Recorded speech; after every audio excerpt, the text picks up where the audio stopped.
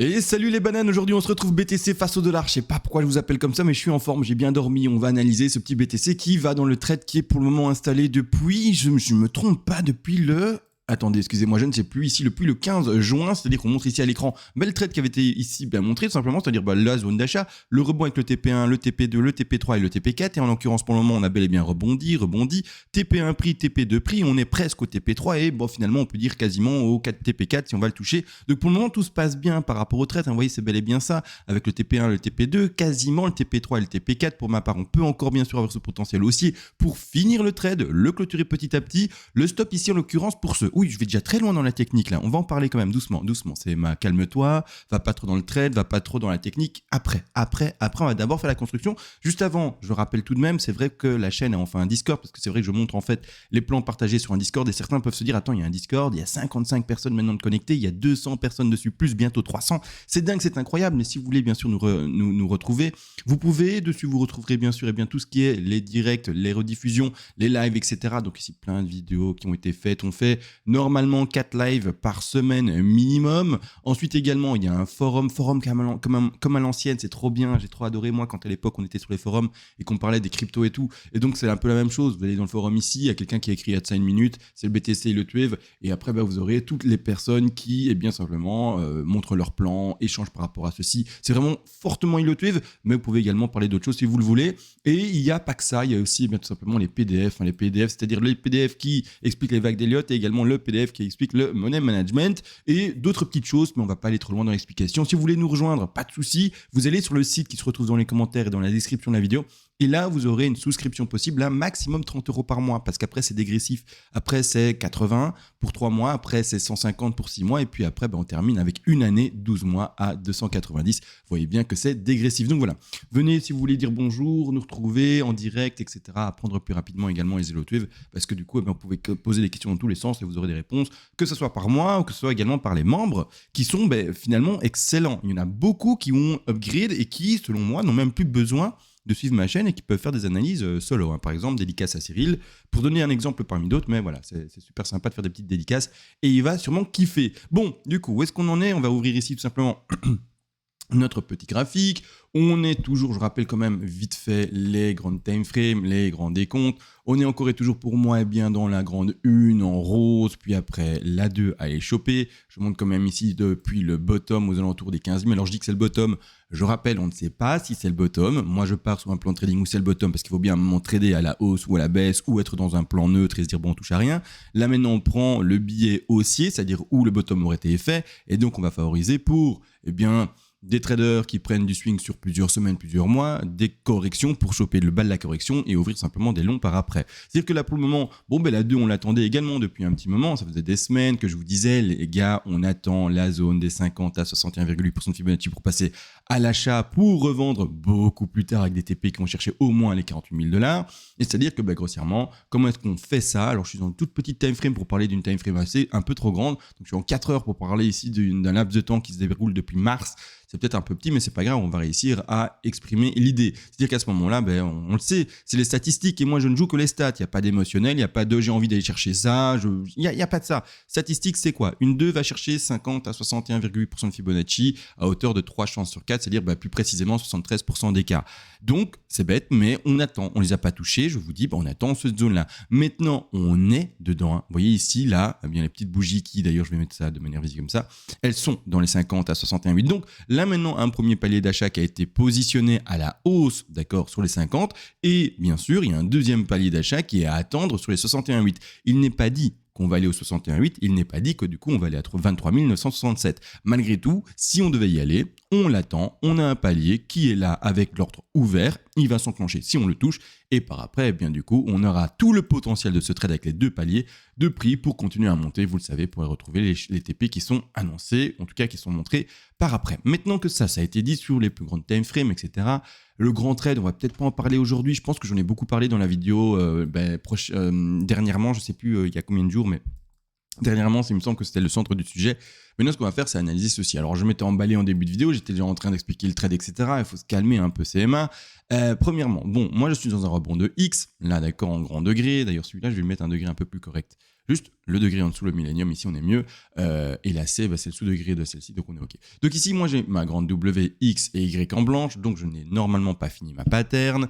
Maintenant, encore une fois, peut-être que le bottom est fait maintenant, qu'il y a une erreur de décompte, entre guillemets, chez nous, et je dis erreur de décompte dans le sens où, pour ma part, je suis fort dans l'harmonique, fort dans la beauté en fait des vagues, et en fait, quand je dézoome un peu, ce qui me plaît beaucoup pour le moment, alors je vais le mettre de manière visible ici, excusez-moi, beaucoup de lignes, etc., mais ce qui me plaît pour le moment beaucoup, c'est, vous voyez ici en beige, la W, la X et puis la Y. Et j'aime voir une Y qui ressemble à quelque chose. J'aime voir une Y qui a la même intensité, la même puissance, le même développement plus ou moins que sa W. Donc c'est-à-dire qu'on a peut-être déjà fait le bottom à ce niveau-ci, avec un sous-décompte en 1, 2, 3, rebond de W et puis de nouveau 1, 2, 3, qui est fait en l'occurrence de nouveau en une espèce de WXY ou une pattern alternative que j'ai mal analysé peut-être, et donc peut-être que la Y en beige est finie à ce niveau-là.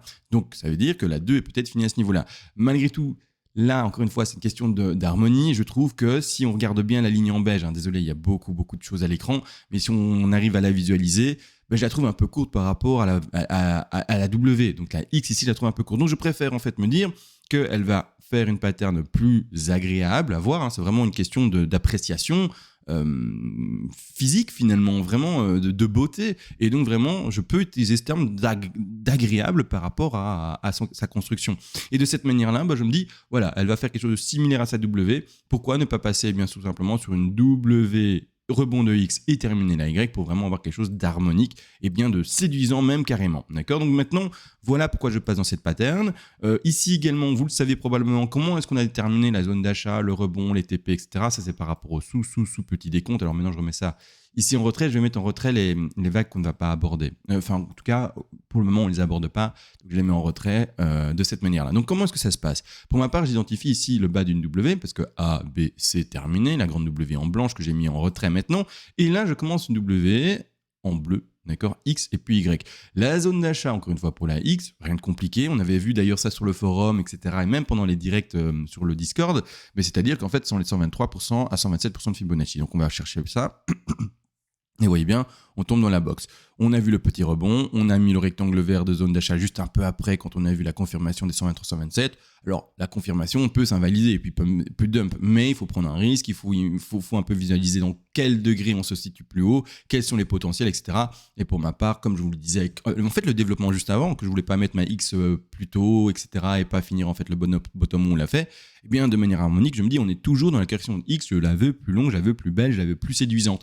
De cette manière-là, on part sur une WXY, zone d'achat vers les 123 pour les plus agressifs, pour les moins agressifs avec une confirmation de rebond, et ensuite on pose son stop en dessous, tout simplement bien des 123-127, on met les TP rien de compliqué encore une fois, c'est-à-dire qu'on les pose, vous le savez probablement, mais aux alentours, mais c'est même pas aux alentours, mais précisément en fait, aux 61,8, 123 et 161,8% de Fibonacci, on met ça et regardez, les rectangles sont bel et bien mis sur chacun des Fibonacci 61,8, 100, 123 et 161,8. Donc là maintenant, le TP1 a été pris avec ceci, pardon. Le TP2, on est dedans, il a même dépassé. Le TP3 n'a pas encore été touché, le TP4 n'a pas encore été touché.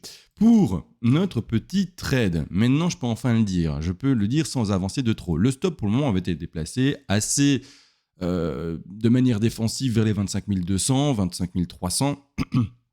Maintenant qu'on a une espèce de confirmation de A et de B, d'accord, et qu'on va choper la C, là on peut commencer vraiment à être plus agressif. J'ai juste vérifié 2-3 petites choses. Ça m'ennuierait si là on est pile poil sur les 123 de retracement. Je vais regarder ici par rapport à ce niveau-là. On est à 168, donc là on peut être plutôt sécure. Donc là, pour ceux qui veulent, encore une fois, moi j'explique de manière pédagogique comment on peut tenir un trade, comment on peut le développer. Vous ne devez pas faire du copy trading. Moi c'est vraiment que pour la pédagogie. Comment on place des TP par rapport aux Elliott Wave, comment on peut réfléchir par rapport aux Elliott Wave, au retracement, aux extensions, par rapport à son stop, profit par après à le déplacer. C'est vraiment la pédagogie sur un exercice pratique. Mais vous devez bien sûr pouvoir analyser et faire tout ça par vous-même.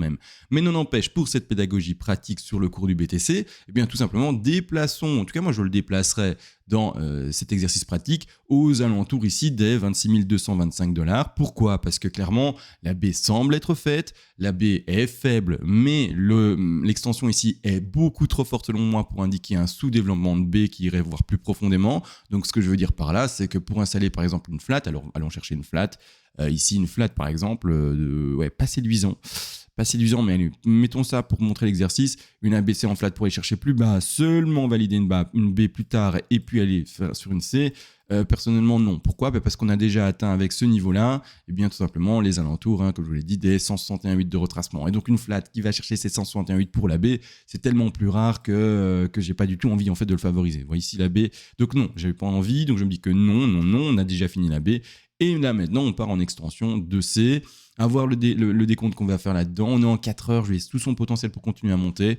On verra. Maintenant, peut-être que c'est le top, peut-être pas. Mais dans tous les cas, si jamais il y a une correction maintenant, c'est bête, mais c'est trade gagné, c'est fini. Parce que la correction ira chercher votre stop profit dans le cas pratique que j'ai démontré ici en vidéo sur l'exercice BTC. Et c'est un trade qui aurait été ouvert à ce niveau aux alentours des 25 000, qui aurait été pris avec un TP de 26 000, un TP ici aux alentours des 26 008. Et si ça devait maintenant s'écraser sans jamais rebondir et chercher le TP3 ni le TP4, à ce moment-là, c'est de nouveau sorti du trade à 26 220$ avec votre dernier ordre finalement qui est représenté par le stop profit.